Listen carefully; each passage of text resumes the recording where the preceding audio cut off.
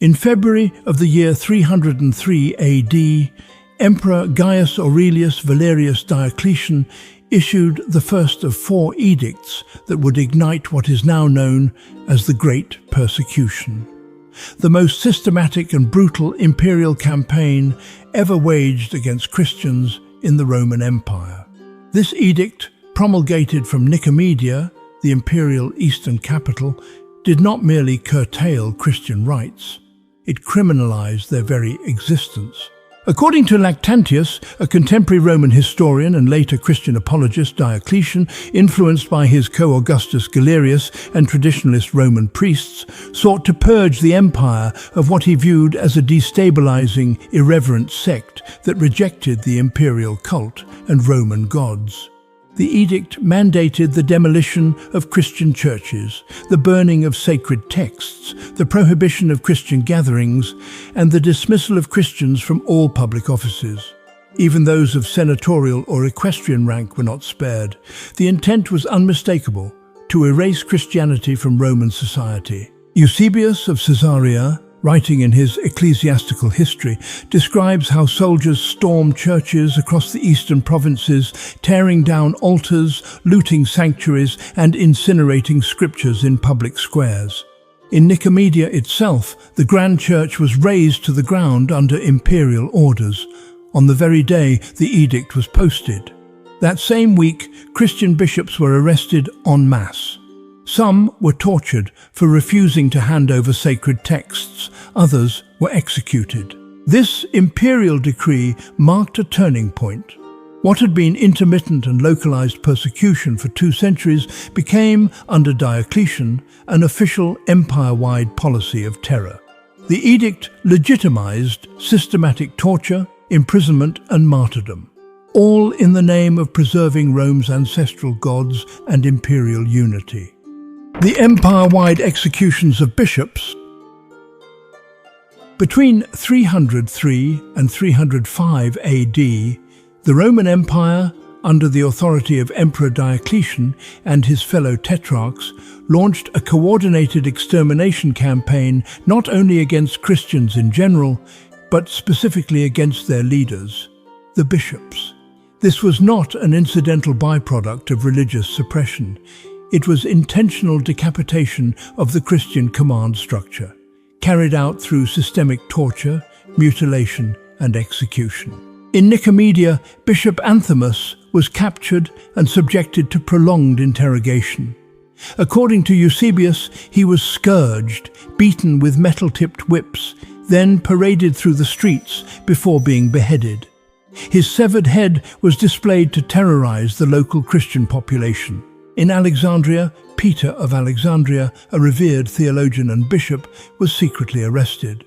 Lactantius recounts that Peter was imprisoned in total darkness for months, deprived of food, and regularly beaten before being dragged to his execution and beheaded.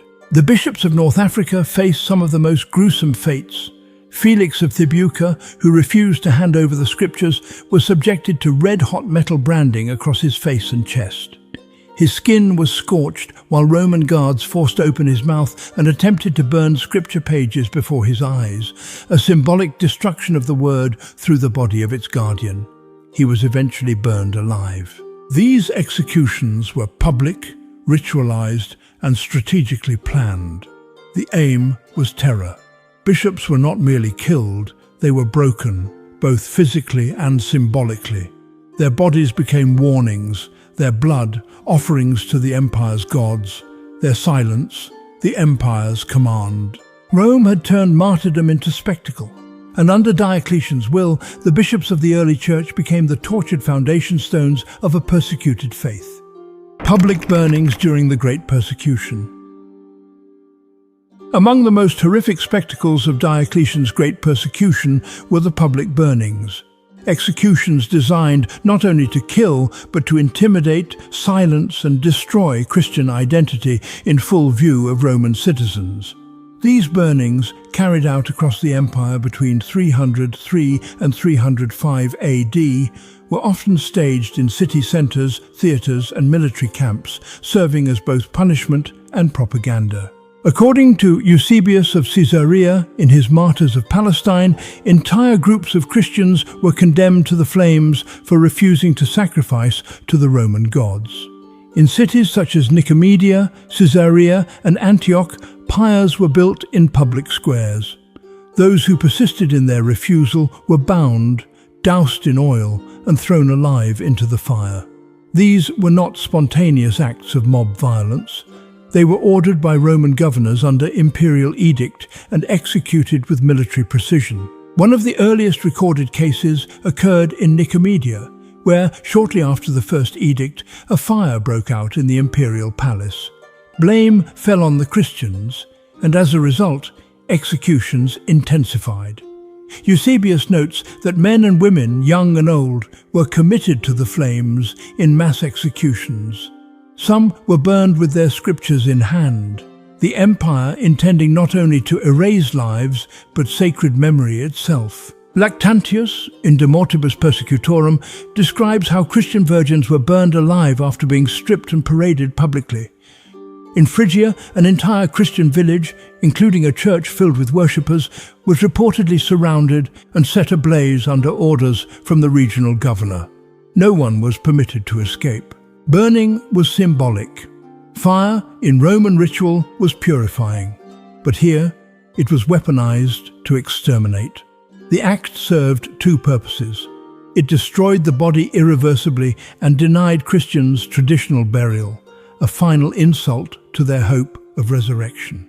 These executions were not just punishments, they were public warnings, engineered to incite fear and obedience through spectacle. The Great Persecution made fire a tool of the state. Systematic executions by beasts in Roman arenas. Under Diocletian's Great Persecution, the Roman state reactivated one of its most feared and theatrical tools of execution, damnatio ad bestias, the condemnation of Christians to death by wild beasts in public arenas. This method, rooted in earlier imperial persecutions, now became a calculated and systematic form of state terror, ordered across multiple provinces and overseen by imperial governors tasked with enforcing Diocletian's anti-Christian edicts. Eusebius of Caesarea, in his Martyrs of Palestine, provides graphic accounts of mass executions carried out in the amphitheatre of Caesarea Maritima. There, Christians were dragged into the arena before roaring crowds and torn apart by lions, leopards, and bears. The condemned were stripped, shackled, and left defenseless, many praying aloud as the gates were opened. Some were first scourged or mutilated to heighten the spectacle. In 304 AD, a particularly brutal instance occurred in the city of Tyre. Eusebius recounts how both men and women were paraded into the arena. Some were pierced with iron hooks, others tied to stakes, while wild beasts were released. Children were not spared. The Roman authorities staged these events with deliberation, often aligning them with public festivals to maximize attendance and reinforce imperial power. In North Africa, martyr acts such as the Passion of the Silitan Martyrs and the Acts of the Martyrs of Carthage, though based on earlier records, reflect the continuity of these methods during the Diocletianic era. Eyewitnesses described Christians kneeling in prayer as beasts lunged, refusing to flee or fight back. The purpose was terror through entertainment. The arenas served as both execution chambers and instruments of psychological warfare. Executions by beasts were choreographed public rituals meant to display Rome's dominance over both nature and dissent. They weaponized fear, humiliation, and spectacle to send a clear message. Any refusal to bow to the gods of Rome would end not in silent death, but in a public agonizing obliteration of body and faith. These brutalities revealed not just Rome's desperation to preserve its gods, but the extremes to which power will go to crush what it cannot control. And in that effort, it forged legends, saints, and a defiance that endured beyond empire. How did these acts of violence backfire and ultimately strengthen what they sought to destroy? Comment below. The prisons, prepared for murderers and grave robbers, were filled with bishops, priests and readers.